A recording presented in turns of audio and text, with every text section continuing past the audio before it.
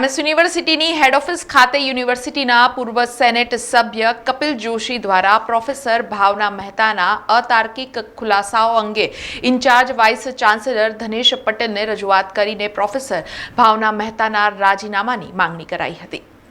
MS યુનિવર્સિટીની હેડ office ખાતે યુનિવર્સિટીના પૂર્વ સેનેટ સભ્ય કપિલ જોશીએ યુનિવર્સિટીના પ્રોફેસર ભાવના મહેતા સામે અનેક આક્ષેપો સાથે ઇન્ચાર્જ વાઇસ ચાન્સેલર ધનેશ પટેલને રજૂઆત કરી હતી। પ્રોફેસર ભાવના મહેતા એમએસ યુનિવર્સિટીના કંટ્રોલર ઓફ એક્ઝામ છે, પરંતુ તેમણે એક પીએચડીના બાહ્ય પરીક્ષકનું નામ જાહેર કરી ફેકલ્ટી ઓફ સોશિયલ વર્કના જાહેર નોટિસ બોર્ડ પર પોતાના સહી સિક્કા સાથે નોટિસ લગાવી છે, જે પરીક્ષાના ખાનગીપણાનો જાહેર અને ગુનાહિત ભંગ હોવાના આક્ષેપો સાથે પ્રોફેસર ભાવના મહેતાને કંટ્રોલર ઓફ એક્ઝામના હોદ્દા પરથી તાકીદે હકાલપટ્ટી કરવામાં આવે તેવી માંગ કરવામાં આવી હતી। વાત બહુ ગંભીર છે, કારણ કે એમને એક પીએચડીના બાહ્ય પરીક્ષકના નામો ફેકલ્ટી ઓફ સોશિયલ વર્કની અંદર પોતાના શાનથી સહી સિક્કા કરીને યુનિવર્સિટીના જાહેર નોટિસ બોર્ડ પર લગાવવામાં આવ્યા।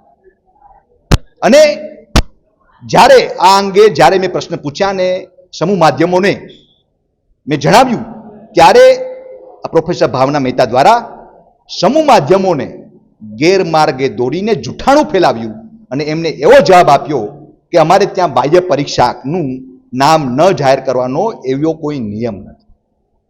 ખરેખર એમનું આ જે વિધાન છે, એમનું આ વિધાન તથ્યોથી સાવ વેગળું છે। અહીં મારી પાસે દસ્તાવેજ છે કે યુનિવર્સિટીની અંદર આ યુનિવર્સિટી મેલ આપેલો છે કે as a primary condition you are requested to keep your appointment and all matter concerning the examination strictly confidential।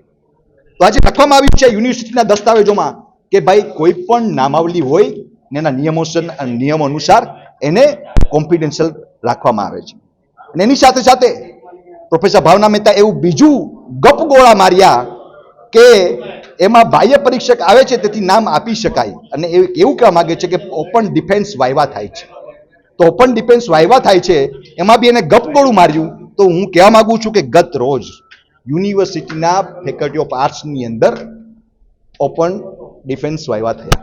એમાં તમે જોઈ શકો છો કે વિદ્યાર્થીનું નામ છે, ડીનનું નામ છે, હેડનું નામ છે, ડેટ છે, વેન્યુ છે, પણ અહીંયા તમે જોઈ શકો છો કે external expert nominated by the honourable vice chancellor. બધી જ ફેકલ્ટીની અંદર આ પ્રકારે લખવામાં આવતું હોય છે।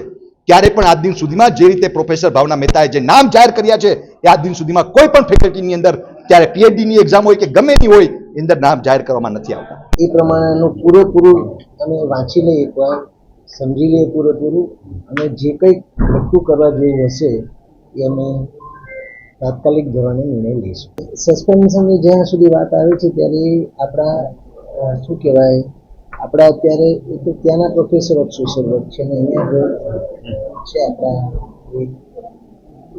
કંટ્રોલર ઓફ એક્ઝામિનેશન તપાસ કે સાહેબ શું છે કે જે નિયમો હશે એ પુરાવા રજૂ કર્યા છે, તો પુરાવા પર બધા જ વસ્તુ ધ્યાનમાં લઈને આપણે સમાચારોના સતત અપડેટ માટે TNN ન્યૂઝને YouTube પર સબસ્ક્રાઇબ કરી બેલ આઇકોન પ્રેસ કરો અને અમારી સાથે જોડાયેલા રહો Facebook, Instagram અને Twitter ઉપર।